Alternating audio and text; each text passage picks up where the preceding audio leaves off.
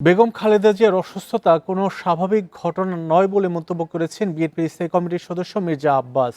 বিজলি কেবলসের skin coated insulation আগুন প্রতিরোধী। বিজলি cables, নিরাপদ আজীবন।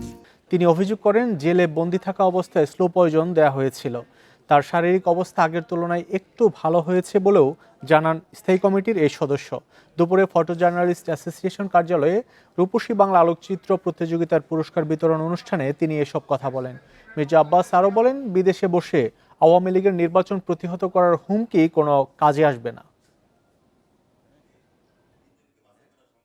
জেল কর্তৃপক্ষ অনেক সময় ব্যক্তি বিশেষে তারা স্লো পয়জনিং করে এবং আমি খুবই নিশ্চিত দেশনেত্রী বেগম খালেদা জিয়াকে জেলে বন্দী থাকা অবস্থায় স্লো পয়জনিং করা হয়েছিল। ভারতীয় একজন সাংবাদিক ঢাকায় এসেছিল, যখন আমার সাথে দেখা হয় উনি বললেন, আপনি কি নিয়ে লাফালাফি করতেছেন? উনি তো বাঁচবে মাত্র 2 বছর। আমি বললাম, কেন?